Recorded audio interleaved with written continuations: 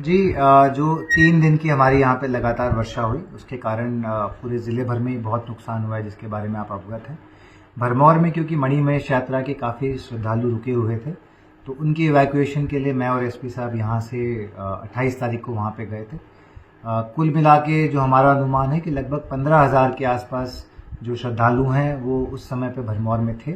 उनमें से 10,000 से ज़्यादा श्रद्धालु जो हैं उनको सेफली बिना किसी भी इंसिडेंट के चंबा से अपने अपने गंतव्य पे भेज दिया गया है। उनकी मूवमेंट के लिए भरमौर से मतलब दुर्गेटी से लेके बग्गा का जो बीच का स्ट्रेच है वहाँ पे पैदल यात्रा सभी श्रद्धालु को करनी पड़ी।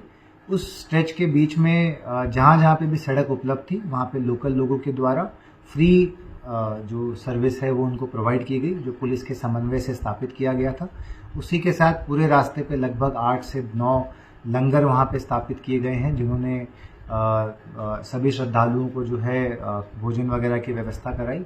और इसमें जितने भी हमारे इन 22 किलोमीटर के पैच में पंचायतें आती हैं, वहाँ के जो स्थानीय लोग हैं उन्होंने प्रशासन का भरपूर साथ दिया। उनके सहयोग के बिना इतनी बड़ी एक्सरसाइज और इतने सारे लोगों को सेफली इवैक्यूएट करना जो है वो मुमकिन नहीं हो पाता। चंबा से आपको मालूम है कि सभी श्रद्धालुओं के लिए HRTC की तरफ से फ्री बस सेवा प्रोवाइड करी गई थी, एज पर जो हमारी हिमाचल सरकार का निर्णय था कि उनको पठानकोट तक, नूरपुर तक, कांगड़ा तक, जहाँ पे भी वो जाना चाहें वहाँ तक बस के माध्यम से यहाँ से भिजवा दिया जाएगा। तो अब हमारे पास अनुमानित 4 से 5 हज़ार और श्रद्धालु हैं जो इस समय पे भरमौर के विभिन्न स्थलों पे रुके हुए हैं। जैसे जैसे मौसम क्लियर होता जाएगा और जैसे जैसे श्रद्धालु की इच्छा होगी उसके हिसाब से उनको भी आगे इवैक्यूएट कर दिया जाएगा। सर, डल से लेकर हदसर तक कितने कर्मचारी और श्रद्धालु? जी, इस समय पे डल से लेके जो हमारा धंचो तक रास्ता है उसके अंदर लगभग NDRF के 50 लोगों की रेस्क्यू टीम, SDRF की 40 लोगों की रेस्क्यू टीम, पुलिस के 80 से 100 जवान इस समय पे तैनात हैं। उसके अलावा हमारे हडसर के दुकानदार जो वहाँ पे लंगर लगाते हैं, उनके कर्मचारी, तो अनुमानित 400 से 500 के आसपास लोग अभी भी वहाँ पे अवेलेबल हैं।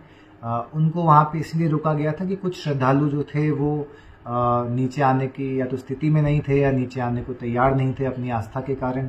तो आज और कल के अंदर ये सुनिश्चित किया जाएगा कि जितने भी लोग इस समय पे गौरीकुंड पे, डल पे और धंचो पे हैं उन सभी को सेफली भरमौर नीचे लेके आया जाए।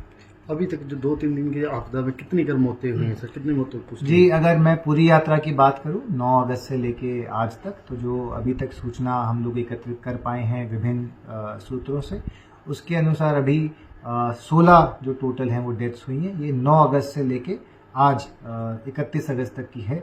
इसमें से 3 डेड बॉडीज जो हैं वो पुख्ती के रूट पे हैं, जिनको अभी हम रिकवर नहीं कर पाए हैं।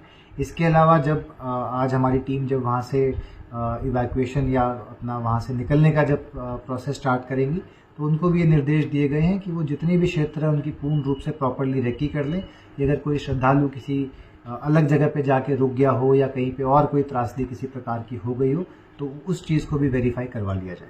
सर, र्यूमर्स बहुत उड़ रहे हैं, उसको लेकर क्या कहना जी, मैं जैसे मैंने अभी आपको बताया, मैं पुनः आप सभी से ये निवेदन करूंगा कि भरमौर में अभी भी क्योंकि इंटरनेट कनेक्शन पूर्ण रूप से नहीं पहुंच पाया है, तो ये उम्मीद है कि आज शाम तक या कल दोपहर तक वहाँ पे नॉर्मल कॉलिंग वगैरह की सुविधाएं चालू हो जाएंगी। तो किसी भी प्रकार की जो FI फैल रही है उस पर लोग ध्यान ना दें। जो मैंने आपके साथ सूचना साझा करी, उसके अलावा अभी तक किसी भी प्रकार की कहीं से भी कोई डेथ होने की या कोई और ट्रेजेडी होने की इन्फॉर्मेशन कहीं से भी उपलब्ध नहीं है। हम लोग भरमौर थे 2 दिन, वहाँ पे काफ़ी श्रद्धालुओं से इंटरेक्शन किया, वहाँ पे भी इस प्रकार की इनपुट किसी भी तरीके से नहीं आई कि भाई कुछ ऐसा लॉस हुआ है या कुछ वैसा लॉस हुआ है। तो आपके चैनल के माध्यम से सभी श्रोताओं से, सभी चंबा वासियों से, सभी देशवासियों को मैं आश्वस्त करना चाहता हूँ कि इस प्रकार की अफवाहों पे आप ध्यान ना दें। भरमौर में जितने भी श्रद्धालु इस समय पे और रुके हुए हैं वो सभी भी सेफ हैं और हमारी केयर में हैं एंड विल इंश्योर कि वो सेफली अपने अपने घरों तक पहुँचे।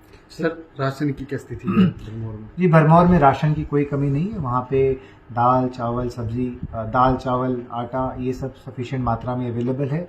सिलेंडर्स भी उनके पास हैं। तेल भी इस समय पे लगभग 10,000 लीटर जो है वहाँ पे उपलब्ध है। इसके अलावा सब्जियाँ क्योंकि रोड कट ऑफ है तो वो नहीं है, तो वो हेलीकॉप्टर के माध्यम से हम जैसे जैसे सॉर्टीज हो रहे हैं वो वहाँ पे भिजवाई जा रही हैं। बीच में एक बार थोड़ा सा शॉर्टेज का इशू आया था, उस समय पे 700 kg राशन जो है वो भरमौर चंबा से एयरलिफ्ट करके वहाँ दे दिया गया था। अब राशन की ना वहाँ पे कोई कमी है। साथ ही में जो हमारा पैदल रूट है आपका दुर्गेटी से लेके बग्गा तक, वहाँ पे भी जितने लंगर हैं उनके पास भी राशन की किसी प्रकार की कोई कमी नहीं है। सर, सोशल मीडिया पर जो लोग भ्रांतियां फैला रहे हैं, क्या प्रशासन उस पर कोई कार्रवाई करेगा? जी, पहले तो मैं उन्हीं से निवेदन करूंगा कि इस प्रकार की जो झूठी खबरें हैं वो आप ना फैलाएं, और अगर ऐसा कुछ मामला हमारे सामने लाया जाता है तो जो भी उचित कानूनी कार्रवाई है वो उनके अगेंस्ट ली जाएगी।